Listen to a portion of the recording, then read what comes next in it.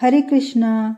मैं कृष्ण सखी कार्तिक महात्म्य के साथ, जिसको कार्तिक के मास में सुनने से जन्मों जन्मों के पापों का नाश होता है।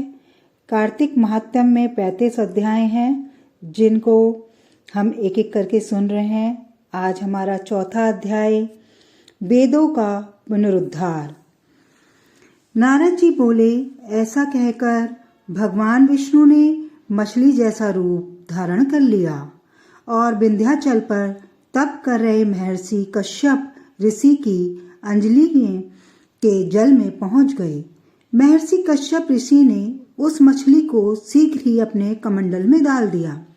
जब वह मछली कमंडल में न समा सकी तो कुएं में डाल दिया। जब कुएं में भी न समा सकी तब तालाब में डाल दिया। तालाब में न समाने पर समुद्र में डाल दिया। तत्पश्चात मछली का रूप धारण किए हुए नारायण ने शंखासुर को मार डाला और उसे अपने हाथ में लेकर बद्रीवन चले गए। वहां नारायण ने सब मुनियों को बुलाया और उन्हें आदेश दिया, हे मुनीश्वरों, समुद्र के भीतर वेद बिखर गए हैं। आप सब लोग उन्हें ढूंढें। शीघ्र ही बीज मंत्रों के रहस्य समेत सभी वेदों को जल के मध्य से बाहर ले आओ। मैं तब तक सभी देवताओं के साथ प्रयागराज में ठहरता हूँ। इसके बाद सब मुनियों ने तपोबल के द्वारा बीज और यज्ञ मंत्रों सहित सभी वेदों को निकाल लिया। राजन, उस वेद समूह में से जिस मुनि के हाथ लगा उतने भाग का वह ऋषि बन गया।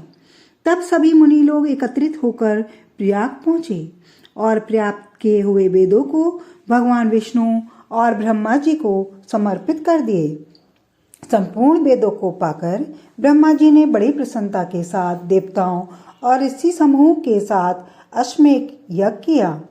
जब यज्ञ संपन्न हो गया तो देवता, गंधर्व, यज्ञ, सर्प, गुहक, कुबेर के कोष की रक्षा करने वाले भूमि पर दंडवत लेटकर प्रणाम करते हुए प्रार्थना करने लगे, हे संसार के स्वामी देवादिदेव, हमारी प्रार्थना सुनिए।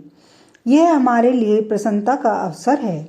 इस स्थान पर यानी प्रयाग में ब्रह्मा जी ने नष्ट हुए वेदों को फिर से प्राप्त किया है और आपकी कृपा से हमने पुनः यज्ञ के भाग को प्राप्त किया है। अतः हे प्रभु, ऐसा वरदान दीजिए कि यह स्थान प्रयाग आपकी कृपा से पृथ्वी पर अति श्रेष्ठ पुण्य को बढ़ाने वाला और वैभव एवं मोक्ष को प्रदान करने वाला हो। यह समय भी प्रातःकाल का स्नान, ब्रह्म हत्या आदि पापों से मुक्त करने वाला और दान को अक्षय करने वाला हो। विष्णु भगवान ने देवताओं की प्रार्थना में उत्तर दिया, हे देवताओं, जो कुछ आप लोग कह रहे हैं ऐसा ही होगा। यह स्थान ब्रह्म क्षेत्र के नाम से प्रसिद्ध होगा और सबको सुलभ होगा। सूर्यवंश में जन्म लेकर राजा भागीरथी गंगा को स्वर्ग से यहाँ लाएंगे और सूर्यपुत्री यमुना जी के साथ यहाँ उनका संगम होगा। ब्रह्मा जी सहित आप सभी देवता यहाँ मेरे साथ निवास करें।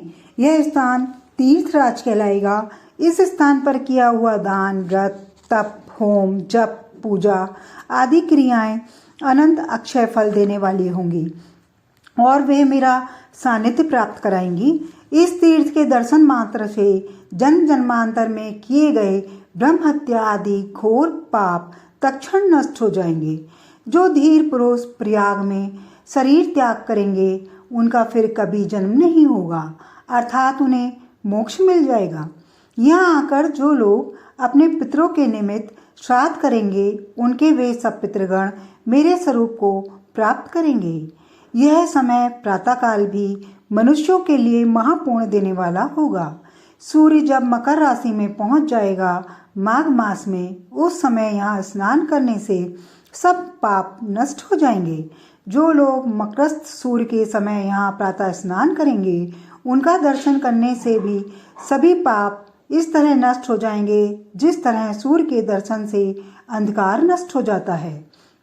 माघ मास में मकर के सूर्य में आ जाने पर यहाँ स्नान करने वाले मेरी समीपता प्राप्त करेंगे, मेरे लोक में वास करेंगे और मेरा रूप धारण करेंगे। अर्थात मुझ जैसे हो जाएंगे। हे मुनीश्वरों, आप सभी मेरी बात सुने। मैं सर्वव्यापी हूँ और सदा बद्रीवन में निवास करता हूँ।